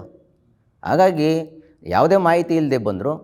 ಆಗ ಪೊಲೀಸ್ ಅಧಿಕಾರಿಗಳು ಬಂದರು, GBD ಅಧಿಕಾರಿಗಳು ಬಂದರು. ಅವಾಗ ನಾವು ಪ್ರಕಾಶ್ ಎಲ್ಲ ಮಾತುಕತೆ ನಡೆಸ್ತಿದ್ದೋ. ಅವ್ರೇನು ಹೇಳಿದ್ರು, ಪ್ರದೀಪ್ ಬಂದಿದ್ದರು. ಅವರು ಆಯಿತು, ಮೇಲಧಿಕಾರಿಗಳ ಜೊತೆ ಚರ್ಚೆ ಮಾಡಿ ಹೇಳ್ತೀವಿ ಅಂತ ಅಂದರು. ಹಾಗೇನು ನಾವಿಲ್ಲಿ ಚರ್ಚೆ ಮಾಡ್ತಾಯಿದ್ದೀವಿ. ಇನ್ನೊಂದು ಕಡೆ ಒಂದು 250-300 ಮೀಟ್ರ್ನಲ್ಲಿ ಹೋಗಿ ಅವರು ಪೊಲೀಸ್ನವ್ರು ಕರೆಸ್ಕೊಂಡು ಹೆಚ್ಚಿನ ಸಂಖ್ಯೆಯಲ್ಲಿ ಅವರು GBD ಅಧಿಕಾರಿಗಳು ಕರೆಸ್ಕೊಂಡು, ಸರ್ವೆ ಅಧಿಕಾರಿಗಳು ಕರೆಸ್ಕೊಂಡು ಸರ್ವೆ ಮಾಡೋಕ್ಕೆ ಹೊರಟಾಗ ನಮ್ಮ ರೈತರುಗಳೆಲ್ಲ 100 ಸಂಖ್ಯೆಯಲ್ಲಿ ಸೇರಿದರು. ಅಲ್ಲಿ ನೋಡಿಕೊಂಡ್ರೆಲ್ಲ ಇಲ್ಲಿ ನಾವು ಮಾತುಕತೆ ಮಾಡ್ತಾಯಿದ್ದೀವಿ. ಅವರು ಕುತಂತ್ರ ಬುದ್ಧಿ ಏನಂದರೆ, ಒಂದು ಕಡೆ ಒಂದು ಲೀಡ್ರ್ಗಳ ಜೊತೆ ಮಾತುಕತೆ ಮಾಡೋಕ್ಕೆ ಬಿಟ್ಬಿಟ್ಟು ಇನ್ನೊಂದು ಕಡೆ ಕಳೆದಾರಿನಲ್ಲಿ ಸರ್ವೆ ಮಾಡೋಕ್ಕೆ ಹೋದರು. ಆಗ ಎಲ್ಲ ನೋಡಿಕೊಂಡು ಎಲ್ಲ ರೊಚ್ಚಿಗೆದ್ರು ರೈತ ಮಹಿಳೆಯರು. ನಾವು ಅವತ್ತು ಹೋಗಿ ಸಭೆಯಲ್ಲಿ ಮಾತಾಡಿದ್ದೀವಿ, ಮುಖ್ಯಮಂತ್ರಿ ಜೊತೆ ಚರ್ಚೆ ಮಾಡಿಸ್ತೀವಿ ಅಂತ ಹೇಳಿದ್ದಾರೆ. ಇಷ್ಟೆಲ್ಲ ಇದ್ಕೊಂಡು ನಾವು ತಾಕೀತು ಮಾಡಿಬಿಟ್ಟು ಬಂದ್ರು ಎಲ್ಲ ಮಾಡ್ತಾವ್ರಲ್ಲ, ನಮ್ಗೆ ಮೋಸ ಮಾಡಿ ಅಂತ ರೊಚ್ಚಿಗೆದ್ರು ಜನ. ರೈತ ಅದರಲ್ಲೂ ವಿಶೇಷವಾಗಿ ಮಹಿಳೆಯರಿಗೆ ಆಕ್ರೋಶ ಇತ್ತು ಭಾಳ. ಆಗ ನುಗ್ಗಿದ್ರು. ನಾವಿನ್ನೂ ಹೋಗಿರಲಿಲ್ಲ, ನಾವು ಇವರು ಹಿಂದೆನೇ ಇದ್ವಿ. ಇನ್ನು ಅಷ್ಟೊತ್ತಿಗಾಗಲೇ ಇದಾಗೋಗಿತ್ತು. ನಾನು ಕೂಡ ಹೋಗಿ ಪೊಲೀಸ್ನವ್ರಿಗೆ, ಸರ್ ಕಳಿಸ್ಬಿಡಿ, ಬೇಡ, ಎಲ್ಲ ರೊಚ್ಚಿಗೆದ್ಬಿಟ್ಟವ್ರೆ, ಹೊಡೆದಾಕ್ಬಿಡ್ತಾರೆ. ಸರ್ವೇರ್ಗೂ ಕೂಡ ಹೇಳ್ತೀನಿ ಸರ್, ನಾವು ಹೋಗ್ಬಿಡಿ ನೀವು, ಬೇಡ ಇದೆಲ್ಲ ಅಂತ ಅಂದ್ಬಿಟ್ಟು ಸರ್ ಎಲ್ಲ ಹೊಡೆದಾಕ್ಬಿಡ್ತಾರೆ ಅಂದ್ಬಿಟ್ಟು. ನಾವು ಹಿಂದೆ ಇಲ್ಲ, ಒಂದು ಇದು ವಿಡಿಯೋ ಫುಟೇಜಲ್ಲಿಲ್ಲ, ನಮ್ಮನ್ನು FIR ಹಾಕಿದ್ದಾರೆ. ಈಗ ಆ ಘಟನೆಗೆ ಸಂಬಂಧಪಟ್ಟಂಗೆ ನಿಮ್ಮ ಮೇಲೆ ಹಾಗೆ ನಿಮ್ಮ ಪತ್ನಿ ಭಾಗ್ಯ ಅವ್ರ ಮೇಲೆ ಕೂಡ ಹೌದು ಸರ್. ಏನು ನಾವು ಮಾರಣಾಂತಿಕ ಅಲ್ಲೇ ಏನು ರೈತರುಗಳೇನು ಏನು ಯಾವ ಎಫೆನ್ಸ್ ತಗೊಂಡೋಗಿದ್ದೋ, ಏನು ಮಚ್ಚು ಕೊಡ್ಲಿ ದೊಡ್ಡೆ ಗನ್ ತಗೊಂಡೋಗಿದ್ವಾ? ಇವತ್ತು 250-300 ಜನ ಪೊಲೀಸ್ನಲ್ಲಿ ಇಟ್ಕೊಂಡು ನೀವು ನಮ್ಮ ರೈತರ ಮೇಲೆ ದಬ್ಬಾಳಿಕೆ ಮಾಡೋಕೆ ಹೊರಟಾಗ ನಾವು ರೈತರುಗಳು ಹೊಡೆಯೋಕ್ಕಾಗತ್ತಾ ಅಲ್ಲಿ? ಆಮೇಲೆ ಅಲ್ಲಿ ಗಲಾಟೆ ಮಾಡಿರೋರು ಯಾರು ಗೊತ್ತಾ? ಅಲ್ಲಿ ಪರ ಇರೋರು ಬಂದಿದ್ದರು, ಬೇಜಾನ್ ಜನ ಬಂದಿದ್ದರು. ನಾನೇನು ನೀನು ಯಾಂತ್ಕಪ್ಪ ಬಂದಿದ್ದಿ ಇಲ್ಲಿ ಪರ ಇರೋದು ಇದ್ಕೊಂಡು, ಏನು ನೋಡೋಕ್ಕೆ ಏನು ಕೋತಿ ಆಟ ಕುಣಿತಾ ಇದೆಯಾ ಇಲ್ಲಿ ಅಂತ ನಾನು ರೇಟ್ ಕಳಿಸಿದ್ದೀನಿ. ಅವರೇ ಅದು ಕಾರಣ ಅಲ್ಲಿ ಗಲಾಟೆ ಆಗಬೇಕಾದ್ರೆ ಈ ಘಟನೆಗೆ ಒಂದು ವ್ಯವಸ್ಥಿತ ಸಂಚು ಮಾಡ್ಕೊಂಡೆ ಅವರು ಬಂದಿದ್ದು. ನಾವೆಲ್ಲ ಏನು ಅವರು ಒಂದು ಒಗ್ಗಟ್ಟಾಗಿ ಒಂದು ಕಡೆ ಇದ್ದಾಗ ಎಲ್ಲೋ ಮೂಲೆಯಲ್ಲಿ ನಿಂತ್ಕೊಂಡು, ಎಲ್ಲೋ ಮರಗಿಡ ಜಾಸ್ತಿ, ಅಲ್ಲಿ ಮರಗಿಡ ಇತ್ತು, ಎಲ್ಲೋ ಮರ ಗಿಡ ಜೊತೆ ನಿಂತ್ಕೊಂಡು ನೀರು ನಿಂತ್ಕೊಂಡು ಅವ್ರು ಕಲ್ಲು ತೂರಾಟ ಮಾಡಿರೋದು. ನಮ್ಮ ರೈತರು, ನಿಜವಾದ ರೈತರುಗಳು ಯಾರು ಅಲ್ಲಿ ಮಾಡೇ ಇಲ್ಲ. ಎಲ್ಲ ಪುಂಡ್ರುಗಳು ಕೂಕ್ರುಗಳು ಅವರು ಪಿತೂರಿಯಿಂದ ಅವರು ನಿಯೋಜನೆ ಮಾಡ್ಕೊಂಡೇ ಬಂದಿದ್ದಾರೆ ಅವರು. ಹಾಗಾಗಿ ಉದ್ವಿಗ್ನ ಪರಿಸ್ಥಿತಿ ಉಂಟಾಗ್ತದೆ. ಮೇಡಮ್, ಈಗ ಹೋರಾಟದ ಜೊತೆಗೆ ಭವಿಷ್ಯದ ಆತಂಕಗಳು ಕೂಡ ನಿಮ್ಮೆಲ್ಲರನ್ನೂ ಕಾಡ್ತಿದೆ. ಈಗ ಮುಂದಿನ ಈಗ ನಿಮ್ಮ ಮಕ್ಕಳು ಏನಿದೆ ಅವ್ರ ಬಗ್ಗೆ ನಿಮ್ಗೆ ಯಾವ ಥರದ ಆತಂಕಗಳಿದೆ, ಒಂದು ವೇಳೆ ಟೌನ್ಶಿಪ್ಪಿಗೆ ಸಂಬಂಧಪಟ್ಟಂಗೆ? ಸರ್ ಆತಂಕ ಅಂದರೆ ಭವಿಷ್ಯನೇ ಇಲ್ಲ. ಭವಿಷ್ಯ ಇಲ್ಲಿಗೆ ಮುಗ್ದೋಗ್ಬಿಡುತ್ತೆ. ಯಾಕಂದರೆ ನಾವೇನೋ ಅಲ್ಪ ಸ್ವಲ್ಪ ಆದಾಯ ಇಟ್ಕೊಂಡು ಇರೋದ್ರಲ್ಲಿ ಅವ್ರನ್ನ ಓದಿಸ್ಕೊಂಡು ಮಾಡ್ತಿದ್ದೀವಿ. ಒಂದೊಂದು ಮನೆಯಲ್ಲಿ 1-2 ಮಕ್ಕಳಿರ್ತವೆ. ಒಬ್ರಿಗೆ 10 ಕುಂಟೆ 20 ಕುಂಟೆ ಇಲ್ಲ 1 ಎಕರೆ ಭೂಮಿ ಇರುತ್ತೆ. ಅದನ್ನ ಇಟ್ಕೊಂಡು ಅವಳು ಆ ಭವಿಷ್ಯಕ್ಕೆ ಏನೂ ಮಾಡೋಕ್ಕಾಗಲ್ಲ. ಯಾಕಂದರೆ ಅದನ್ನು ಮಾರ್ಬಿಟ್ಟು ಇಟ್ಕೊಂಡ್ರೆ ಅಟ್ಲೀಸ್ಟ್ ಆ ಮಕ್ಳಿಗೆ ಅದನ್ನು ಬಿಟ್ಟು ಹೋಗ್ಬೋದು. ನಾನು ಅದ್ರಲ್ಲಿ ಹಾಲು ಕರಿಬೋದು, ರೇಷ್ಮೆ ಬೆಳಿಬೋದು, ಸೊಪ್ಪು ತರಕಾರಿ ಬೆಳ್ಕೊಂಡು ನಾನು ಜೀವನ ಸಾಗಿಸ್ತಿರ್ತೀನಿ. ಆ ಆಸ್ತಿ ಹಂಗೆ ಉಳ್ಕೊಂಡಿರುತ್ತೆ, ಶಾಶ್ವತವಾಗಿರುತ್ತೆ. ಆ ಮಕ್ಕಳು ನೆಕ್ಸ್ಟ್ ಅದರಲ್ಲಿ ಅವರು ಏನೋ ಅವ್ರ ಫ್ಯೂಚರ್ ಭವಿಷ್ಯ ಕಟ್ಕೋಬೋದು. ಈಗ ಒಂದೇ ಸತಿ ಇದನ್ನೆಲ್ಲ ತೊಗೊಬಿಟ್ಟು ಇವರು ಆಕ್ರಮಿಸ್ಕೊಬಿಟ್ರೆ ನಮ್ಮ ಭವಿಷ್ಯ, ಆ ಮಕ್ಳ ಭವಿಷ್ಯನೇ ಇರಲ್ಲ ಸರ್. ಅದು ಭವಿಷ್ಯಕ್ಕೇನು ಇರಲ್ಲ. ಅಂದರೆ ಅವರು ಈಗ ಕಳ್ಳ ಆಗ್ಬೋದು, ಮೋಸ್ಕಾರ ಆಗ್ಬೋದು, ಇನ್ನೊಂದು ಮತ್ತೊಂದು ಆಗ್ಬೋದು. ಇವ್ರು ಕೆಲಸ ಕೊಡ್ತೀನಿ ಅಂತ ಹೇಳ್ತಿದ್ದಾರೆ. ಎಲ್ಲ ಮಕ್ಳಿಗೂ ಗೌರ್ಮೆಂಟ್ ಕೆಲಸ ಕೊಡೋಕ್ಕಾಗುತ್ತಾ? ಇಲ್ಲ ಅವ್ರು ಕಟ್ಟೋ ಪ್ರಾಜೆಕ್ಟಲ್ಲಿ ಕೆಲಸ ಕೊಡೋಕ್ಕಾಗುತ್ತಾ? ಒಬ್ರಿಗೆ ಕೊಡ್ಬೋದು ಒಂದು ಮನೇಲಿ 40 ವರ್ಷ 50 ವರ್ಷ. ಹಾಲು ಕರಿಯೋ ಹೆಣ್ಮಕ್ಳಿಗೆ ಏನು ಕೆಲಸ ಕೊಡ್ತಾರೆ? ರೇಷ್ಮೆ ಬಳ್ಳಿಯವ್ರಿಗೇನು ಕೆಲಸ ಕೊಡ್ತಾರೆ ಅಲ್ವಾ? ಇದೆಲ್ಲ ಅವ್ರು ಲೆಕ್ಕ ಹಾಕ್ತೆ ಸುಮ್ಮನೆ ಇದು ಮಾಡಿಬಿಟ್ಟು ಮಕ್ಕಳ ಭವಿಷ್ಯ, ನಮ್ಮ ಭವಿಷ್ಯ ಎಲ್ಲ ಹಾಳು ಮಾಡ್ತಿದ್ದಾರೆ. ಒಂದೇ ನಾವು ಮನವಿ ಮಾಡೋದು, ಹೆಣ್ಮಕ್ಳು ಅಂದರೆ ಶಾಂತ ಸ್ವರೂಪ, ಲಕ್ಷ್ಮೀ ಸ್ವರೂಪ, ದುರ್ಗೆ ಸ್ವರೂಪ ಅಂತ ಹೇಳ್ತಾರೆ. ನಾನು ಲಕ್ಷ್ಮಿ ಥರ 500 ದಿನದಿಂದ ಕುತ್ಕೊಂಡು ಪ್ರತಿಯೊಬ್ಬರಿಗೂ, ಶಾಸಕರಿಗೆ, ರಾಜ್ಯಪಾಲರಿಗೆ, ಮುಖ್ಯಮಂತ್ರಿಗಳಿಗೆ ಕಾಲ್ಗೂ ಬಿದ್ದು ಬಂದಲ್ಲ, ಆ ಲಕ್ಷ್ಮೀ ಸ್ವರೂಪ ಇದ್ದವಳನ್ನ ಉಗ್ರ ರೂಪಕ್ಕೆ ತಂದಿದ್ಯಾರು ಅಲ್ವಾ? ಉಗ್ರ ರೂಪಕ್ಕೆ ಅವಳು ಏನಕ್ಕೆ ಬಂದ್ಲು ಅಂದರೆ ಅವಳ ಮಕ್ಕಳು ಭವಿಷ್ಯ ಹಾಳಾಗೋಗ್ಬಿಡುತ್ತೆ. ಈ ಭೂಮಿ ಹೋದರೆ ನನ್ನ ಮಕ್ಕಳು ಅತಂತ್ರರಾಗ್ಬಿಡ್ತಾರೆ ಅನ್ನೋದಕ್ಕೆ ಅವಳ ಕೈಗೆ ಪೊರಕೆ ತೊಗೊಂಡು ಹೊಡೆದ್ಲು. ಅದು ತಪ್ಪು ಅನ್ನೋದಾದರೆ ಇವ್ರು ಮಾಡಿದ್ದು ಎಷ್ಟು ಸರಿ? ಅವಳಿಗೆ ಯಾವುದೇ ರೀತಿ ನೀವು ಮಾಹಿತಿ ಕೊಡದೆ, ಏನೂ ಇಲ್ಲದೆ, ಅವಳು ಎಷ್ಟು ಬೇಡ್ತಿದ್ರು ನೀವು ರಸ್ತೆ ಬದಿಲಿ ಒಂದು ಹೆಣ್ಮಗಳು ಬಂದು ಕೂತಿದ್ದಾಳೆ ಅಂದರೆ ಅವಳ ಪರಿಸ್ಥಿತಿ ಏನಾಗಿದೆ ಒಂಚೂರು ಅವಲೋಕನ ಮಾಡಿದ್ರಾ? ಆ ದುರ್ಗೆ ರೂಪಕ್ಕೆ ಬರಬೇಕು ಅಂದರೆ ಕಾರಣ ಕರ್ನಾಟಕ ರಾಜ್ಯ ಸರ್ಕಾರ, ಅಲ್ಲಿನ ಕೆಲವರು ಸಚಿವರು, ನಮ್ಮ ಶಾಸಕರು, ಇವರೇ ಸರ್. ಈಗೇನು ಯೋಜನೆ ಪರವಾಗಿ ಹೋರಾಟ ಮಾಡೋ ಏನು 21 ದಿನಗಳಿಂದ ಹೋರಾಟ ಮಾಡ್ತಿರೋರು ಏನು ಹೇಳ್ತಿದ್ದಾರೆ, ಮತ್ತು ಸರ್ಕಾರ ಕೂಡ, ಮುಖ್ಯಮಂತ್ರಿ ಸೇರಿದಂತೆ ಸ್ಥಳೀಯ ಜನಪ್ರತಿನಿಧಿಗಳು ಕೂಡ ಯೋಜನೆಗೆ 80% ರೈತರು ಒಪ್ಪಿಗೆ ಕೊಟ್ಟಿದ್ದಾರೆ. ಏನು ವಿರೋಧ ಬೇಡ ನಮಗಂತ ಹೋರಾಟ ಮಾಡ್ತಿದ್ದಾರೆ. ಅವರು ಕೆಲವೇ ಮಂದಿ ಇದ್ದಾರೆ. ಹಾಗಾಗಿ ಆದಷ್ಟು ಬೇಗ JMC ಕೆಲಸ ಮುಗಿಸಿ ಭೂಸ್ವಾಧೀನ ಪ್ರಕ್ರಿಯೆಯನ್ನು ಪೂರ್ಣಗೊಳಿಸಬೇಕು ಅಂತ ಒತ್ತಾಯ ಮಾಡ್ತಿದ್ದಾರೆ. ಇದ್ರ ಬಗ್ಗೆ ಏನು ಹೇಳ್ತೀರಾ ಸರ್? ಈಗ ಅವ್ರು 80% ಪರ ಇದ್ದಾರೆ ಅಂತ ಹೇಳ್ತಿದ್ದಾರೆ. ನಾವು 20% ವಿರೋಧ ಇದ್ದೀವಿ ಅಂತ ಅವರೇ ಅಂಕಿಅಂಶ ಕೊಡ್ತಾವ್ರೆ. ಸರ್ಕಾರಿ ಅಧಿಕಾರಿಗಳು, GBD ಅಧಿಕಾರಿಗಳು ಗ್ರಾಮವಾರದನ್ನ ಬಿಡುಗಡೆ ಮಾಡೋಕ್ಕೇನು ಸಮಸ್ಯೆ? ಪ್ರತಿ ಮಾಧ್ಯಮದಲ್ಲೂ ಕೇಳ್ತಾ ಇದ್ದೀವಿ. ನಿಮ್ಗೆ 80% ಆಗಿದೆ ಅಂದರೆ ಸೊ ಕರೀಲಿ ಒಂದು ಪ್ರೆಸ್ ಮೀಟು, ಇಂಥ ಗ್ರಾಮದಲ್ಲಿ ಇಷ್ಟು ಜನ, ಇಂತಿಂಥ ರೈತರು ಇಷ್ಟಿಷ್ಟು ಎಕರೆ ಒಪ್ಪಿಗೆ ಕೊಟ್ಟಿದ್ದಾರೆ, ಪತ್ರ ಬಿಡುಗಡೆ ಮಾಡಿಬಿಡಿ. ಅದು ಸಾರ್ವಜನಿಕ ಕ್ವಶನ್ ಆಗಿ ಪ್ರಶ್ನೆ ಬರೀ 70-80 ಬರೀ ರೇಷಿಯೋಲ್ಲೇ ಉಳ್ಕೊಳ್ಳೋದು ಬೇಡ. ಗ್ರಾಮವಾರು ಬಿಡುಗಡೆ ಮಾಡಿಬಿಡಿ. ಇಂಥ ಗ್ರಾಮದಲ್ಲಿ ಇಂಥ ರೈತ, ಇಷ್ಟು ಖಾತೆದಾರ, ಇಷ್ಟು ಎಕರೆ ಭೂಮಿಗೆ ಒಪ್ಪಿಗೆ ಕೊಟ್ಟಿದ್ದಾನೆ, ಇಷ್ಟು ಜನ ಇಂಥ ಖಾತೆದಾರ ಇಂಥ ಒಪ್ಪಿಗೆ ಕೊಟ್ಟಿಲ್ಲ ಅಂತ ಅಧಿಕೃತವಾಗಿ ದಾಖಲೆ ಬಿಡುಗಡೆ ಮಾಡಿಬಿಡಿ. ಒಂದು ಈಗ SRR ಮಾಡ್ತಾವ್ರೆ, ಇಡೀ ರಾಜ್ಯ ದೇಶದಂತ ಮಾಡ್ತಾವ್ರೆ. 9 ಕಂದಾಯ ಗ್ರಾಮಗಳಿಗೆ ಒಂದು 9ನೇ ಯಾಕೆ SRR ಥರನೇ ಒಂದು ಪ್ರತಿಯೊಬ್ಬ ರೈತನ ಸಲಹೆ ಕೇಳ್ಬೋದು, ಅಭಿಪ್ರಾಯ ಕೇಳ್ಬೋದು. ಅದೇನು ದೊಡ್ಡದೇನಲ್ಲ. ಒಂದು ದಿನಕ್ಕೆ ಒಂದು ಕಂದಾಯ ಗ್ರಾಮ ತೊಗೊಂಡ್ರೆ, ಬೆಳಗಿನ ಸಂಜೆವರು ತೊಗೊಂಡ್ರೆ, ಫಾರ್ ಎಕ್ಸಾಂಪಲು ಒಂದು ಗ್ರಾಮಕ್ಕೆ ಹೋದರೆ ಒಂದು 50ರಿಂದ 300 ಸರ್ವೆ ನಂಬರ್ವರೆಗೂ ಇದೆ. ಬೆಳಗ್ಗೆ 10:30ರಿಂದ 12 ಗಂಟೆವರೆಗೂ 100 ಸರ್ವೆ ನಂಬರು, 1ರಿಂದ 100, 12:30ರಿಂದ 2 ಗಂಟೆವರೆಗೂ 100ರಿಂದ 200, ಮತ್ತು ಮಧ್ಯಾಹ್ನ 3ರಿಂದ 4, 5 ಗಂಟೆವರೆಗೂ 200ರಿಂದ 300 ಸರ್ವೆ ನಂಬರ್ನು ನಿಮ್ಮ ಅಭಿಪ್ರಾಯ ಹೇಳಪ್ಪ. ಒಂದು ವಿಡಿಯೋ ಮಾಡ್ಕೊಳ್ಳಿ, ಲಿಖಿತವಾಗಿ ನಾವು ಅರ್ಜಿಗಳು ಕೊಡ್ತೀವಿ, ಅದು ರೆಕಾರ್ಡ್ ಆಗುತ್ತೆ, ನಮಗೊಂದು ಓಸಿ ಕಾಪಿ ಕೊಡಿ, ಅಂಕಿಅಂಶ ಬಿಡುಗಡೆ ಮಾಡಿ. ಮತ್ತು ಈಗ ಇನ್ನೊಂದು, ಈಗ ಏನು GBD ಅಧಿಕಾರಿಗಳು ಮತ್ತು ಮುಖ್ಯಮಂತ್ರಿಯವರು ಹೇಳ್ತಿರೋದು, ಈಗ ಆಲ್ರೆಡಿ ಪ್ರಾಥಮಿಕ ಅಧಿಸೂಚನೆ ಹೊರಡಿಸಿದ ನಂತರ ಏನು ಆಕ್ಷೇಪಣೆಗಳು ಸಲ್ಲಿಕೆಯಾಗಿವೆ, ಅದರಲ್ಲಿ ಸಲ್ಲಿಕೆಯಾದ ಅರ್ಜಿಗಳಲ್ಲಿ ಪರ ವಿರೋಧ ಏನಿದೆ ಅವರೆಲ್ಲರನ್ನು ಕರೆದು ಅವ್ರ ಜೊತೆ ವಿಚಾರಣೆ ನಡೆಸಿದಾಗ ಅದರಲ್ಲಿ ಯಾರು ಬೇಡ ನಮಗೆ ಯೋಜನೆ ಅಂತ ಇದ್ದವರು, ಅವರು ಕೆಲವರು ಇನ್ನೂ ಹೆಚ್ಚು ಮಂದಿ ಬೇಕು ಅಂತೇಳಿ ಒಪ್ಪಿಗೆ ಕೊಟ್ಟಿದ್ದಾರೆ ಅಂತ ಹೇಳಿದ್ರು. ಅಂದರೆ ಇದು ಕಾನೂನು ಪ್ರಕಾರ ಏನು ಒಂದು ಯೋಜನೆಗೆ ಅವ್ರಿಗೆ ಒಂದು ಕಾನೂನು ಪ್ರಕಾರ ಏನು ಇದಕ್ಕೆ ಒಪ್ಪಿಗೆ ಪಡೆಯುವಂಥ ಪ್ರಕ್ರಿಯೆಗಳೇನಿದೆ, ಆ ಹಂತದಲ್ಲಿ ನಿಮ್ಮ ರೈತರು ಈಗೇನು ಆಕ್ಷೇಪಣೆ ಸಲ್ಲಿಸಬೇಕಿತ್ತು, ಆ ಹಂತದಲ್ಲಿ ಎಲ್ಲಾದರೂ ನೀವು ಫೇಲ್ಯೂರ್ ಆದ್ರಿ ಅಂತ ಅನಿಸುತ್ತಾ? ಖಂಡಿತವಾಗಿಲ್ಲ ಸರ್. ನಮ್ಮ ಹತ್ರ 3,000 ಜನ ರೈತರು ಆಕ್ಷೇಪಣೆ ಸಲ್ಲಿಸಿರುವಂಥ ಇವತ್ತು ಅದರ ಓಸಿ ಕಾಪಿಗಳು ನಮ್ಮ ಹತ್ರ ಇದೆ. ನಾವು ಮಾಧ್ಯಮದ ಮುಂದೆ ಬಿಡುಗಡೆ ಮಾಡಿದ್ದೀವಿ. 3,000 ಜನ ಅರ್ಜಿ ಏನು ಹಾಕಿದ್ದೀವಿ ಅದನ್ನ ಮಾಧ್ಯಮದ ಮುಂದೆ ಬಿಡುಗಡೆ ಮಾಡಿದ್ದೀವಿ.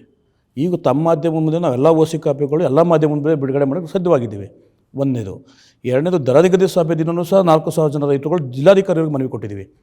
ಈ ದರ ನಿಗದಿ ಮಾಡಬಾರಿ, ನಮ್ಮದು ವಿರೋಧ ಇದೆ, ನಮ್ಮ ಭೂಮಿ ಕೈ ಬಿಡಿ ಅಂತ ಅವತ್ತು 4,000 ಜನ ಅರ್ಜಿ ಕೊಟ್ಟಿದ್ದೀವಿ. ಎರಡೂ ಓಸಿ ಕಾಪಿಗಳಿದೆ. 2. ಮೂರನೇದು, ಏಪ್ರಿಲ್ 30, 2026 ಏನು ಒಂದು ಕ್ಯಾಬಿನೆಟ್ ಮೀಟಿಂಗ್ ಆಗುತ್ತೆ. ಈ ಪ್ರಾಜೆಕ್ಟ್ ನಮಗೆ ಸರ್ಕಾರಕ್ಕೆ ಅವಶ್ಯಕತೆ ಇರೋದ್ರಿಂದ ಕೊಟ್ಟಿರುವ ಎಲ್ಲ ಆಕ್ಷೇಪಣೆಗಳನ್ನು ತಳ್ಳಿ ಹಾಕಿದ್ದೀವಿ ಅಂತ ಹೇಳ್ತಾರೆ, ರಿಜೆಕ್ಟ್ ಮಾಡಿದ್ದೀವಿ ಅಂತಾರೆ. ಮತ್ತು ಎಲ್ಲಿ ಕನ್ಸಿಡರ್ ಮಾಡೋ ಆಕ್ಷೇಪಣೆನ? ಇದು ನನ್ನ ದಾಖಲೆ ಅಲ್ಲ. ಕ್ಯಾಬಿನೆಟ್ ಏಪ್ರಿಲ್ 30 ತಾರೀಕು ನಡೆದಂಥ ಕ್ಯಾಬಿನೆಟ್ ಆಗಿರೋಂಥ ಒಂದು ಆ ಕ್ಯಾಬಿನೆಟ್ ನಡೆದಂಥ ಏನು ಆಫೀಸಲ್ಲಿ ಏನು ದಾಖಲೆ ಬಿಡುಗಡೆ ಆಗಿದೆ, ವಿಧಾನಸೌಧ ನಡೆದಂಥ ಸಚಿವ ಸಂಪುಟ ನಿರ್ಣಯದಲ್ಲಾಗಿರೋದು. ಆಕ್ಷೇಪಣೆಗಳ್ನ ನಾವು ಅಕ್ಸೆಪ್ಟೇ ಮಾಡ್ಕೊಳ್ಳೋ ರಿಜೆಕ್ಟ್ ಮಾಡ್ತೀವಿ ಅಂದಮೇಲೆ ಇನ್ನು ಅದು ನಾವು ಕೊಟ್ಟಿರೋ ಆಕ್ಷೇಪಣೆಗೆ ಎಲ್ಲಿ ಬೆಲೆ ಬಂತು? ಸೊ ಹಾಗಾಗಿ ನೀವು ಏನು ಮುಖ್ಯಮಂತ್ರಿಗಳಿಗೆ ಅಧಿಕೃತವಾಗಿ ನೀವು ಒಪ್ಪಿಗೆ ಇಲ್ಲದವರ ನಮ್ಮ ಜಮೀನು ನಮಗೆ ಬೇಡ ಅನ್ನೋದಾದರೆ ಅದನ್ನು ಪತ್ರ ಮೂಲಕ ನಿಮಗೆ ಒಂದು ಆದೇಶ ಕೊಡಲಿ ಅಂತ. ಅದನ್ನು ಸಹ ಕೇಳಿದ್ದೀವಿ. ನಾವು ಆಕ್ಷೇಪಣೆಗೆ ಹಾಕಿದ್ದೀವಲ್ಲ, ಇದಕ್ಕೆ ತಮ್ಮ ಆದೇಶ ಏನು ಅಂತ ಕೇಳಿದ್ದೀವಿ, ಆಟೇಲಿ ಕೇಳಿದ್ದೀವಿ, ಉತ್ತರ ಕೊಡಲ್ಲ. ಇದಕ್ಕೆ ನೀವೇನು ಆದೇಶ ಸರ್ಕಾರಕ್ಕೆ ಏನು ಕೊಟ್ಟಿದ್ದು ನಾವು SLO ಕೇಳಿ ಉತ್ತರ ಇಲ್ಲ. ನಾನು ಬೇಕಾದ್ರೆ OC ಕಾಪಿನೂ ಕೊಡ್ತೀನಿ, GBD ಕೊಟ್ಟಿರೋಂಥದ್ದನ್ನ. ಆಯಿತಾ?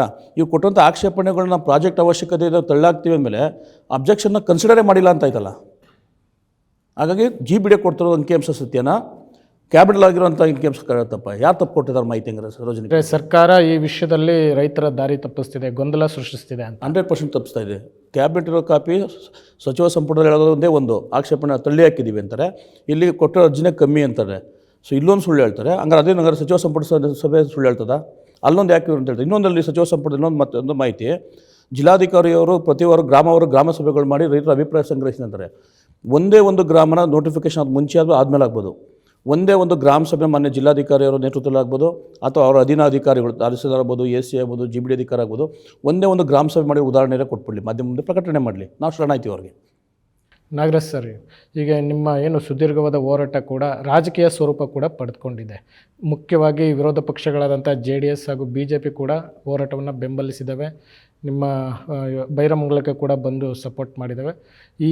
ಇದಕ್ಕೆ ಸಂಬಂಧಪಟ್ಟಂಗೆ ರಾಜಕೀಯ ವಾಗ್ದಾಳಿಗಳು ಕೂಡ ಟೀಕೆ ಇವುಗಳು ಕೂಡ ನಡೀತಾ ಇದೆ ಮುಖ್ಯಮಂತ್ರಿಗಳ ನಡುವೆ ಹಾಗೂ ಕುಮಾರಸ್ವಾಮಿಗಳ ನಡುವೆ ನಡೀತಿದೆ. ಈ ಹಿನ್ನೆಲೆಯಲ್ಲಿ ಯೋಜನೆ ಬೇಡ ಅಂತ ಹೋರಾಟ ಮಾಡ್ತಿರೋರೆಲ್ಲ JDS ಕಡೆಯವರು ಅನ್ನೋ ಒಂದು ಆರೋಪ ಕೂಡ ಕೇಳಿಬರ್ತಿದೆ. JDSದಿಂದಾಗಿ ಹೋರಾಟ ಇಲ್ಲಿವರೆಗೂ ನಡ್ಕೊಂಡು ಬರ್ತಿದೆ ಅಂತ ಕೇಳಿಬರ್ತಿದೆ. ಇದಕ್ಕೆ ನಿಮ್ಮ ಪ್ರತಿಕ್ರಿಯೆ? ಸರ್, ಇವತ್ತು ಈ ರಾಜಕೀಯ ಬೆರೆಸೋದು ಅವರು ಹೇಳ್ಕೊಂಡಿರ್ತಕ್ಕಂಥ ಹೇಳಿಕೆ ಅಷ್ಟೇ. ಇಲ್ಲಿ ಎಲ್ಲ ಪಕ್ಷದವ್ರು ಇದೆ ಅಂದರೆ, ಇವಾಗ ಮನುಷ್ಯ ಅಂದಮೇಲೆ ಈ ಪ್ರಜಾಪ್ರಭುತ್ವದಲ್ಲಿ ಯಾವುದೆಲ್ಲ ಒಂದು ಇದರಲ್ಲಿ ಪಕ್ಷದಲ್ಲಿ ಗುರುತಿಸ್ಕೊಳ್ಳೇಬೇಕು.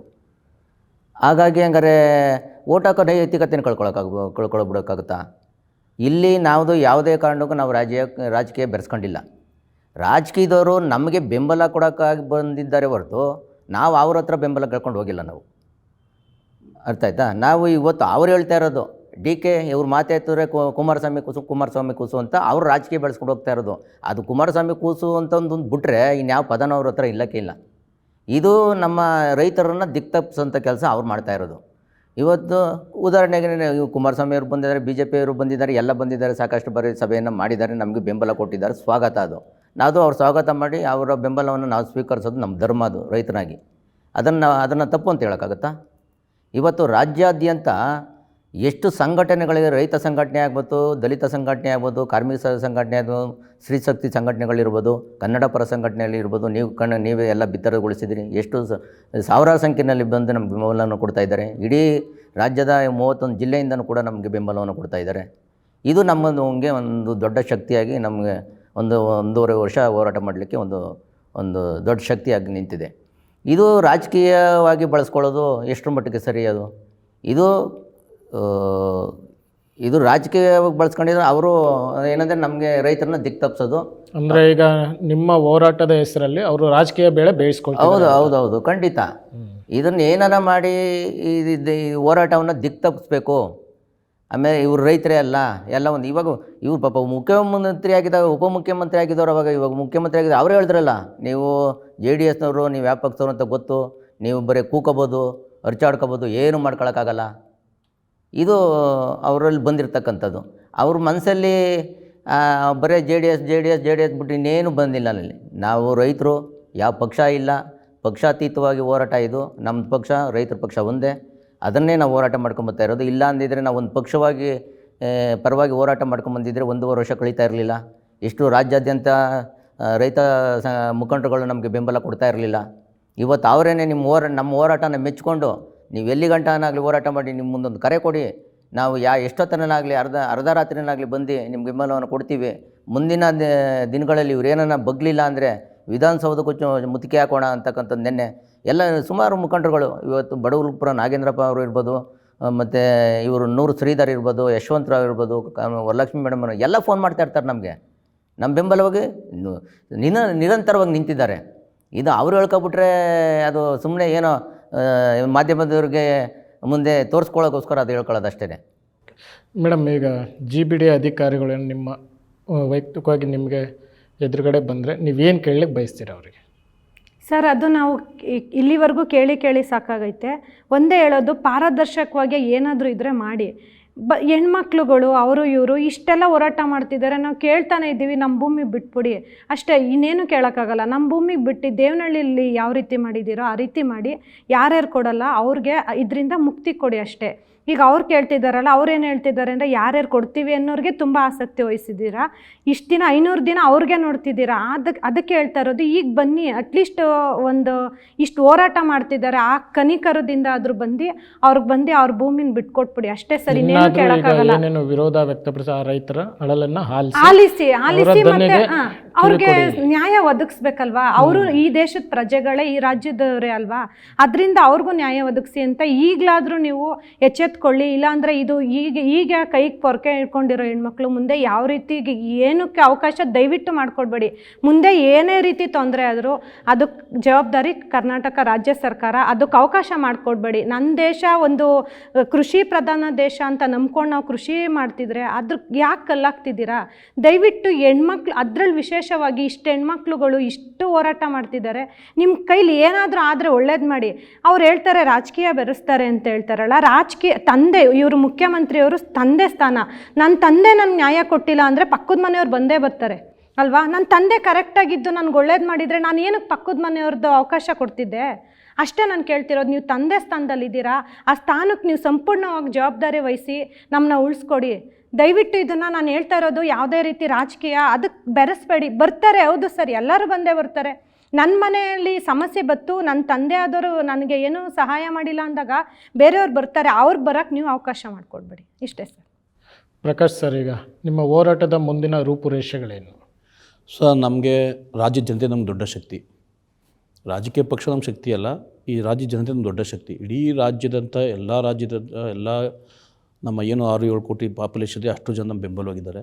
ಎಲ್ಲ ರಾಜ್ಯದ ಎಲ್ಲ ರೈತ ಪರ ಸಂಘಟನೆಗಳಾಗ್ಬೋದು, ಕನ್ನಡಪರ ಸಂಘಟನೆಗಳಾಗ್ಬೋದು, ಕಾರ್ಮಿಕ ಸಂಘಟನೆಗಳಾಗ್ಬೋದು, ದಲಿತ ಪರ ಸಂಘಟನೆ, ಎಲ್ಲ ಸಂಘಟನೆಗಳು ನಮ್ಮ ಬೆಂಬಲವಾಗಿದೆ. ರಾಜ್ಯ ಜನತೆ ನಮ್ಮ ಜೊತೆ ಇದೆ. ನಾವು ಆತ್ಮವಿಶ್ವಾಸದಲ್ಲಿದ್ದೀವಿ, ನಮ್ಮ ಭೂಮಿ ಉಳಿಸ್ಕೋತೀವಿ ಅನ್ನೋ ವಿಶ್ವಾಸದಲ್ಲಿದೆ. ಆ ವಿಶ್ವಾಸದಲ್ಲಿ ನಾವು ಅತ್ಯಂತ ಶಾಂತಿಯುತ ಮತ್ತು ಗೌರವಯುತವಾಗಿ, ಕಾನೂನುಬದ್ಧವಾಗಿ ಏನು ನಾವು ನ್ಯಾಯಯುತವಾಗಿ ಹೋರಾಟ ಮಾಡಬೇಕು, ಪ್ರಾಮಾಣಿಕವಾಗಿ ಹೋರಾಟ ಮಾಡ್ತೀವಿ. ಇದಕ್ಕೆ ಜನತೆ ನಮಗೆ ತುಂಬ ಸಂಪೂರ್ಣ ಬೆಂಬಲ ಇದೆ. ಆಗ ನಮ್ಮ ರೈತರಲ್ಲಿ ಒಗ್ಗಟ್ಟಿದೆ. ಪರ ಇರೋರು ವಿರೋಧ ಇರೋರು ಅಂತ ಡಿವೈಡ್ ಮಾಡಿದವ್ರು ನಾವಲ್ಲ.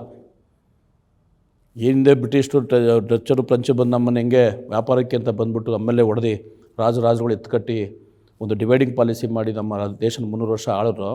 ಈ ರಾಜಕೀಯ ಪಕ್ಷಗಳು, ಸರ್ಕಾರಗಳು, ಕೆಲವು ಅಧಿಕಾರಿಗಳು ಸೇರಿಕೊಂಡು ರೈತರುಗಳೇ ಪರ ವಿರೋಧ ಅಂತ ಒಂದು ನಮ್ಮಲ್ಲೇ ಡಿವೈಡಿಂಗ್ ಮಾಡಿ, ನಮ್ಮಲ್ಲೇ ದ್ವೇಷ ಹುಟ್ಟೋ ಥರ ಮಾಡಿ, ನಮ್ಮಲ್ಲಿ ಏನಾಗಿದೆ, ತಂದೆ ಹೋರಾಟಕ್ಕೆ ಬರ್ತಾರೆ ಭೂಮಿ ಬೇಡ ಅಂತ, ಮಗ ಬೇಕು ಅಂತ ಅಲ್ಲಿ ಕೂತಿರೋರು ಇದ್ದಾರೆ. ಅಣ್ಣ ಇಲ್ಲಿ ಕೂತವ್ರೆ, ತಮ್ಮ ಅಲ್ಲಿ ಕೂತವನೆ. ಇವತ್ತು ಒಂದು ಮನೆ ಊರುಗಳಲ್ಲಿ ಒಂದು ಸೂತಕ ಛಾಯೆ ಉಂಟಾಗಿ ನಮ್ಮ ಗ್ರಾಮಗಳ ಆ ಒಂದು ಪರಿಸ್ಥಿತಿ ಬಂದಿದೆ.